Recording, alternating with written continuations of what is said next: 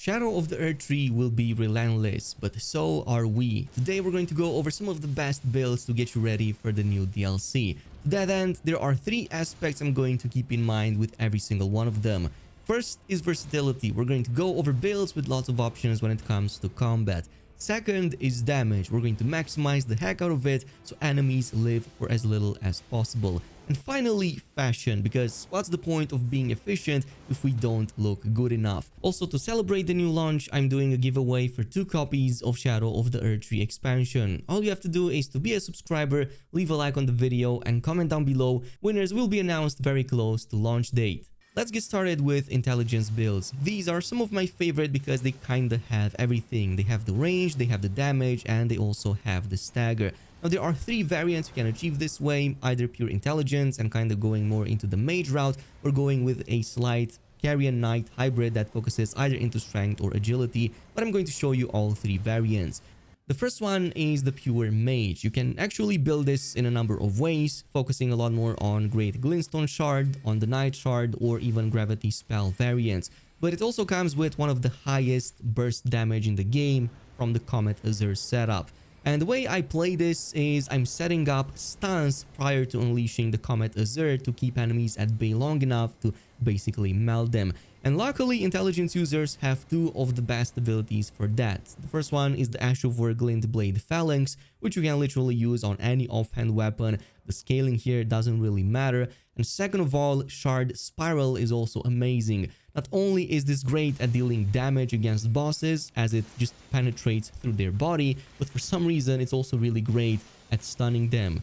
So a couple of casts are all you need for each of these and bring anything to its knees, point at which you can pop off the Cerulean Hidden Tier and then just unleash a Comet Azure, and yeah, the fight is pretty much GG. In terms of the stats, the ones I'm going with kind of fit for all the 3 builds, so I'm going for at least 50 points into Vigor, 38 into Mind so that we can fully benefit from a plus 12 Flask, about 20 points into Endurance, 16 Strength, 18 Dexterity for a few reasons you're going to see in just a bit, and finally 70 Intelligence, since we're going to try to scale everything off Intelligence.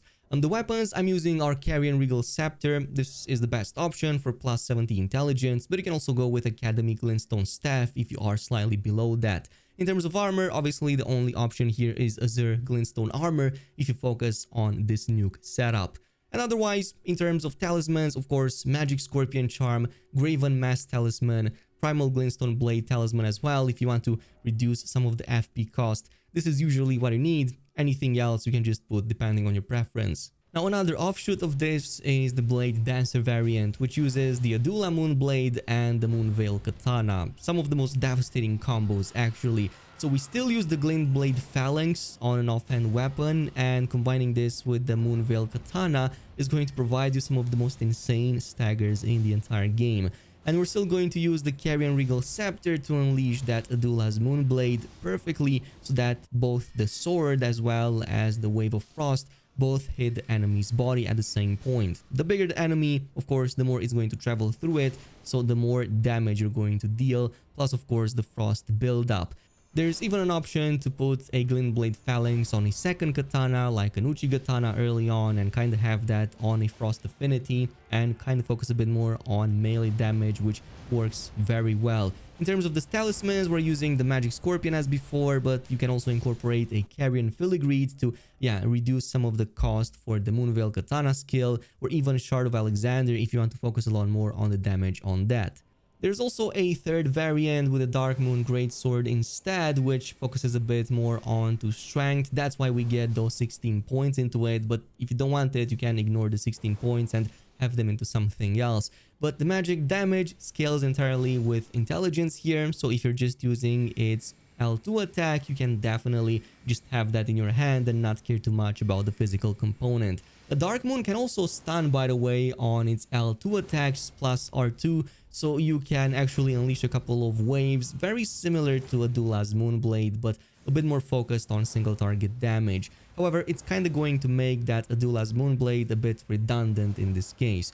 Talismans that I'm using include also the Godfrey icon, since it does work on Darkmoon L2, so you will want to actually also have this in your build somehow. But everything else remains the same. You're going to incorporate the Magic Scorpion, the Graven Mass, Glintstone Blade, and also the Karen Filigree, depending how much you lean into using spells or using the weapons. The fourth one is going to be all about faith, and my current favorite and probably most steamroll in the game is the Blasphemous Pyromancer, or any variant that incorporates the Blasphemous Blade, specifically because the Taker's Flame skill travels very long and it lets you completely disregard your HP. Like, you're going to regenerate so much it doesn't even matter. Plus, you can throw in a Sword of Milos, even unupgraded, and recuperate a ton of your FP back as you take down more and more targets. So very awesome. In this case, we're also using a Giant's Seal because I just love the Pyromancer setup, so that we can also use the Fire Giant incantations. Giant's Flame, of course, being very strong, but there's also options with the Flame of the Fell God. There's other incantations you can use, of course. An alternative version would be the Dragon Cult incantation plus Gravel Stone Seal, in case you want a bit more flashiness and use some of the really cool red lightning spells. Besides this, we have armor set. Doesn't really matter what the armor is, but I'm using the Ruler's Mask, even though it has 1 point less in faith than the Erdtree Knight Helmet, but it does look much better. And in terms of talismans, we're going with Alexander Shard, Flox Talisman, and the Fire Scorpion Charm. The fourth one, it's depending on your preference. Now, in terms of the stats we have 60 Vigor, 28 Mind, 24 Endurance, 22 into Strength, 15 Dexterity, and 70 into Faith, so that we can actually make use of some of the strongest abilities and equip the Blasphemous Blade. That is the reason why we need the 22 and 15 into Strength and Dexterity, respectively. At number 5, we have one of the most devastating bleed builds in the game, and I like using this with a ton of points into Arcane. Specifically, we're going to use the Scavenger Curved Sword and the Mogwin Sacred Spear. And in this case, yeah, the Scavenger Curved Sword, you're going to only get 1 per playthrough, so you might need to go into New Game Plus or have a friend drop one for you. But if you put this on Occult Scaling, it has some very high bleed build up as it is, even if you don't specifically activate the Seppuku skill on them. It's also going to deal insane amounts of damage on the run and jump double attack, more than enough to set up a bleed on any boss in the game, with some exceptions, such as for example Radagon. This is where the Mogwin Sacred Spear comes into play, another insane AoE ability that again sets up a lot of bleed build-up, but it's also great against single target bosses. Now, in terms of the setup, I'm using, of course, the White Mask. You're going to need this for the bonuses you get from Bleed nearby, and also Raptor's Black Feathers if you're doing a lot of jump attacks. For talismans, the main ones are Rotten Wingsword Insignia, Lord of Blood's Exaltation, also Millicent Prostasis if you were able to get this before it was fixed and acquirable from the same Millicent questline. Otherwise, you will need to jump into New Game Plus to get the other one if you already get one of them. And also there's options for Shard of Alexander if you want to boost the skill ability on the Mogwin Sacred Spear, or if you're going with other bleed related skills on weapons. For point distribution, you're going to want to aim for 60 Vigor, about 24 into Endurance or maybe a bit more, also 24 into Strength so that you can use the Mogwin Spear, about 16 points into Dexterity, and then you can also go with 70 into Arcane. In this build variant, I was also using 25 into Faith to have access to the Golden Vow, but you can completely disregard that and focus those points into some of these other passives I was talking about. Number 6 is another favorite of mine. Strength builds are also some of the strongest in the game, and in this setup we have the Guts Greatsword with one of the strongest Ashes of War, the Lion's Claw Ash of War, which deals an insane 33 stance damage with this setup, but it can go even higher to 40 plus, especially if you use something like Great Hammers or Colossal Weapons. But I like this setup because it can be used from very early in the game and it's extremely efficient. You also get some hyper armor when using Lion's Claw Ash of War, so you rarely get knocked out of it. Basically, there's very few skills in the game that can prevent you from using it, but you will gain damage, so you do have to be careful about that. In terms of other abilities, we do have about 25 points into Faith so that we can use Flame Grant Me Strength and the Golden Vow. These are just too inexpensive and just too good to avoid, so I always run with a strength build that has a bit of faith in it. Speaking of that, our stat distribution is as follows. We want 60 points into Vigor, at least about like 30 to 35 into Endurance, 70 Strength, and 25 Faith. That's basically all we need to focus on. In terms of armor and talismans, we need the Omni Mask for the extra strength. If you want something else, you can totally use it. There's also the Raptor Black Feather and the Claw Talisman. Since we're going to be doing a bit of jumping here and there, it can definitely help with that. And final talisman should be a Shard of Alexander to boost that Lion Claw Ash of War damage, and that should be it. At number 7, the next build is going to try to anticipate a very cool skill I saw in Shadow of the Erdtree, which is this Crucible new ability we've seen in various shots. And in this case, I went ahead and got a Crucible Knight build going, which uses a few very interesting choices.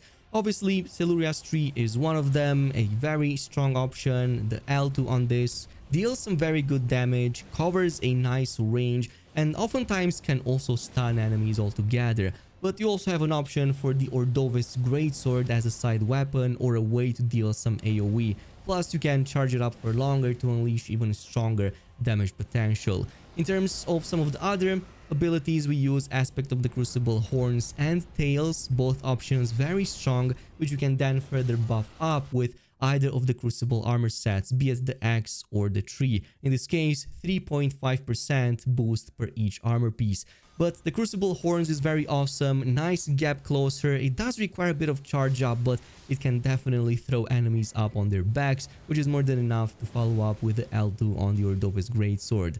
Since we focus so much on these skills, talismans are going to further boost the weapon skill damage. So Shard of Alexander, Godfrey Icon as well, which by the way does work on the charge up of the Siluria skill. Also Sacred Scorpion Charm are some of the 3 best options you should always run with. The 4th one, it can be whatever you want. And because we're going with a Strength Faith hybrid, this is the point distribution. We're again going with over 50 points into Vigor, going like a few points into Mind as well, like 20 plus, also about like 30 into Endurance. Strength, of course, is also important, so we need about at least 50 in there, maybe possibly like 55 plus, and also about 40 into Faith, so that we can scale up some of the Faith damage in here from some of these weapons. Plus, you have the option to still use, for example, incantations. It definitely works really well. The only setup left uncovered is the Dexterity Build, and this one lets you use pretty much all of the best dexterity weapons in the game, and it even has a ranged variant via the Bolt of Grand Sex. So I like this one because right from the very beginning it's extremely OP. You get to use the Bloodhound Fang, which is an S tier through and through from start all the way to the end game. Deals tons of damage, couples extremely well with the Bloodflame Blade. It even has a very good escape, plus it has quite a bit of stagger baked into its final attack. This literally carried me through the whole game, and it's very easy to cover and upgrade. Another one is the Nagakiba. I absolutely love this with a double slash and again that Bloodflame Blade. It deals tons of damage, the bleed buildup is very strong, plus the damage on this thing is very good. And it barely costs anything to the point that you can spam it very easily.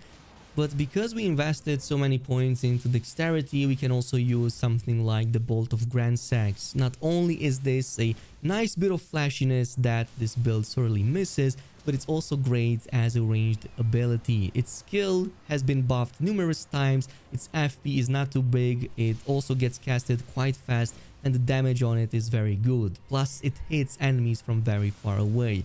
I've even incorporated stuff like the Cross Naginata with a Phantom Slash. Phantom Slash is one of my favorite abilities, and you can even place this on something like a Reaper and kind of go with a Grim Reaper setup just like this. As far as items go, you can go with Okina Mask for some extra dexterity, or White Mask if you want to incorporate some bleed build-up. Also, Black Feather plus the Claw Talisman if you're doing jump attacks, like going with a double banded curved sword or going with double twin blades. I'm also using Lords of Blood Exaltation, also Shard of Alexander. You can also go with the Rotten Wing Sword Insignia. This is usually what I go with because I also like to incorporate that Blood Flame Blade in the setup. And in terms of stat distribution, again, 60 into Vigor, about 24 into Endurance. We need 20 points into Strength so that we can use the Bolt of Grand Sex, 80 into Dexterity obviously as our main stat, and just 12 points into Faith, reason being because we do want that Blood Flame Blade so that we can cast it.